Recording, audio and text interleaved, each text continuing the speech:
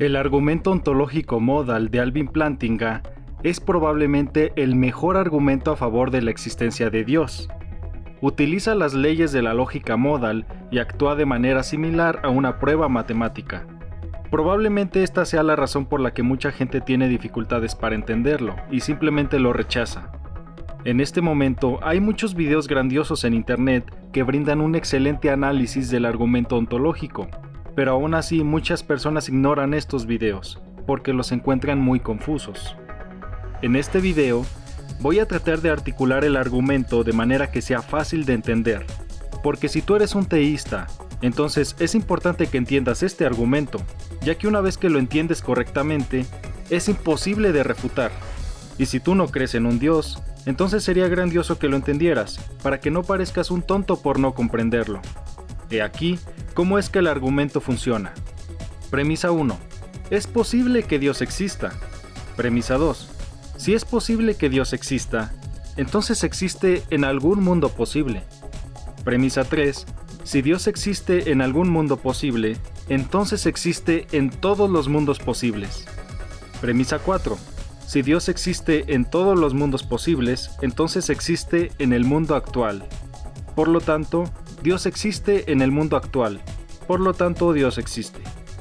Ahora, al igual que yo al escuchar esto por primera vez, tal vez te estés diciendo, ¿qué? Eso no tiene ningún sentido.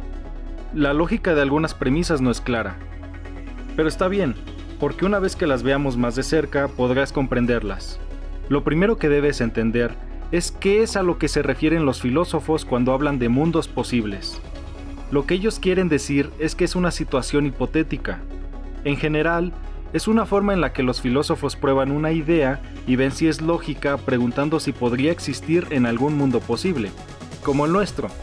Sin embargo, lo que la gente no suele entender en el argumento es el concepto de Dios. Algunos ateos dicen que es solo imaginar que Dios existe, como ellos, por ejemplo. So here's my proof that a unicorn exists. And I actually wrote this passage. So let's define a unicorn as a magical equine being that has one horn and exists. By the above definition, such a being must exist. Therefore, a unicorn exists. Yeah. Okay, so that's the ontological argument. It's very hard to believe that there are people that use that, but there are. The fact that the idea is there, that so I can believe that I'm green and polka dotted. Apparently, as Okay. long Yes, as apparently. So, okay, ladies and gentlemen, I am green with purple polka dots. And since I have stated that, therefore it must be true. since you can imagine Yes. it. Yeah. Yeah. El problema radica en que siguen el típico error de entender mal el concepto de Dios. Y como lo ignoran, ellos concluyen que el argumento no funciona. Así que veamos cómo es que Dios está definido en el argumento ontológico y cómo se distingue de la definición de un unicornio o de cualquier otro ser de ficción. Existen tres formas de definir a una entidad en el argumento ontológico. Entidades imposibles, que no existen en ningún mundo posible. Un ejemplo sería un círculo cuadrado. Entidades contingentes, que existen en algún mundo posible, como el unicornio. Un unicornio puede existir en algunos mundos posibles, pero no en todos. Y entidades necesarias, que existen en todos los mundos posibles. Ahora, ¿qué significa el hecho de que un ser necesario tiene que existir en todos los mundos posibles? Bueno, ejemplos de entidades necesarias son números, verdades absolutas y definiciones de formas. Por ejemplo, toma el número 2. Decir que existe necesariamente significa que no puede no existir. Ahora toma una definición de forma, como un cuadrado, que debe tener 4 lados. Un cuadrado no puede existir con 3 lados, porque eso sería incoherentemente lógico en cualquier mundo posible. Así que una entidad necesaria es algo que tiene que existir en cualquier mundo posible. Por lo tanto, existe en todos los mundos posibles.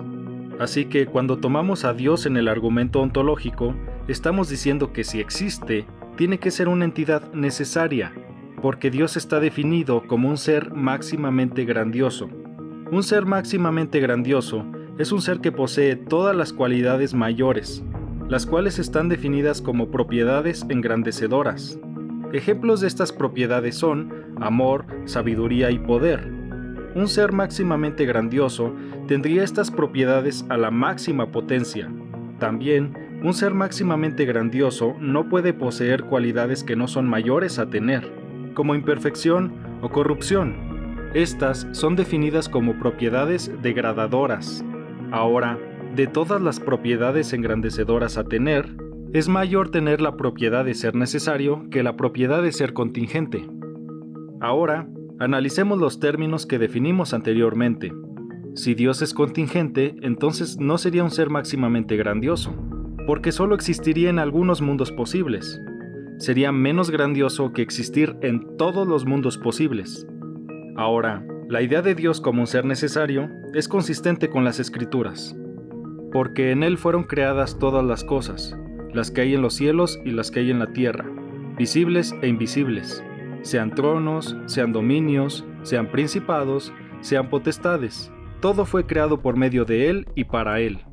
Así que cuando los escépticos tratan de ridiculizar este argumento, al pasar por las premisas a un unicornio en lugar de Dios, ellos tratan de definirlo de la misma manera en la que se define a un ser contingente, mientras que cuando utilizamos a Dios en el argumento ontológico, estamos diciendo que Él es más que un ser contingente, es máximamente grandioso, y si es un ser máximo, debe ser una entidad necesaria, o no sería lo suficientemente grandioso.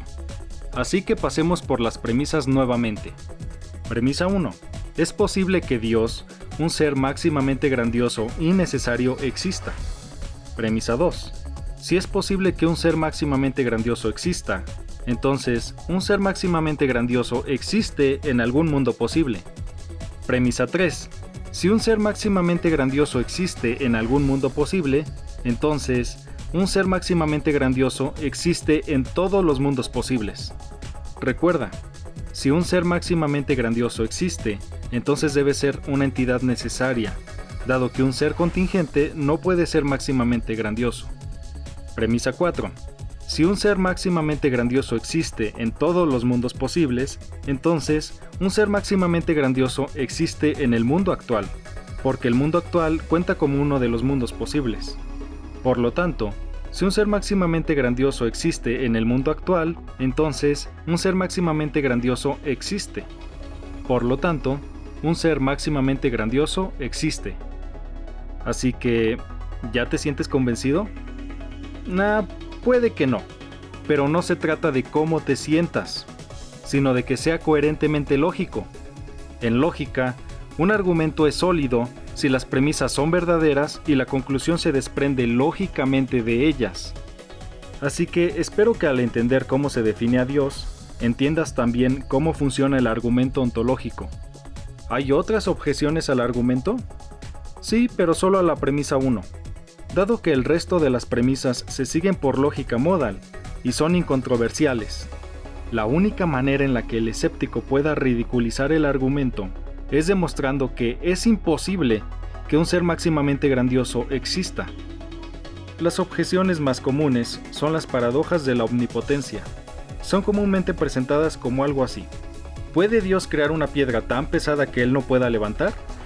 Si no puede crear la piedra, entonces no es todopoderoso.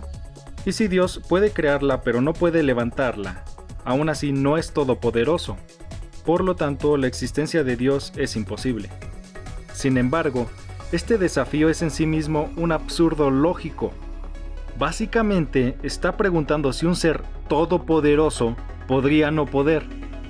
Preguntar si un ser omnipotente puede crear una piedra tan pesada que ni él pueda levantar, implica que la omnipotencia se defina como la capacidad de hacer cosas lógicamente imposibles, lo cual no es consistente con la definición de omnipotencia. Nadie que cree en un Dios omnipotente cree que tal ser pueda hacer cosas lógicamente imposibles. Incluso la Biblia tiene versículos donde dice que es imposible que Dios haga ciertas cosas. Hacer esta pregunta es como preguntar, ¿puede un ser omnipotente crear un cuadrado con 3 lados? ¿O puede un ser omnipotente decir la forma del color morado? ¿O puede un ser omnipotente sapo un 11? Puras tonterías. Todas estas preguntas son lógicamente incoherentes, y no tienen sentido en ningún mundo posible, así que no puedes esperar a que sean respondidas. Pero tal vez te estés preguntando, bueno, ¿por qué Dios no puede hacer cosas lógicamente imposibles? Él es todopoderoso, así que debería poder hacer cualquier cosa. Bueno, lo primero que debes entender es que la lógica deriva orden. Sin orden, nada tiene sentido, ni siquiera la existencia. Entonces, no puedes usar absurdos lógicos para refutar la existencia de Dios.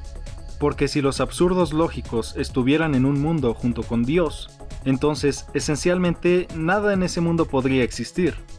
Por lo tanto, no puedes usar absurdos lógicos para refutar la existencia de Dios, especialmente en lógica modal. Si el lado teísta usa la lógica para probar la existencia de Dios, el lado ateo no puede tratar de salirse de la lógica para refutar la existencia de Dios. Eso sería como un juego de fútbol en el que un equipo utiliza machetes. Es por eso que la paradoja de la omnipotencia no es aceptada en la academia como un argumento válido. Por supuesto, hay otras objeciones al argumento. Sin embargo, no voy a abordarlas ahora, porque este video pretende ser solo una introducción al argumento ontológico. Y siento que ya he sobrecargado tu cabeza con demasiada información. Cubriré las objeciones más populares al argumento en otros videos. Si este video aún te confunde, te recomiendo verlo de nuevo. El argumento ontológico no es un argumento que se entienda a la primera. Entonces, por favor, reflexiona sobre la idea antes de descartarla. A mí me tomó algo de tiempo entenderlo completamente, y no esperaría algo diferente de alguien más. Si te interesan estos temas, te invito a suscribirte a mi canal y a echarle un ojo a los libros que está traduciendo al español la editorial Publicaciones Querigma. Muchos de los libros mencionados aquí han sido traducidos por ellos y están haciendo un gran trabajo proveyendo recursos en nuestro idioma sobre teología, filosofía y apologética cristiana.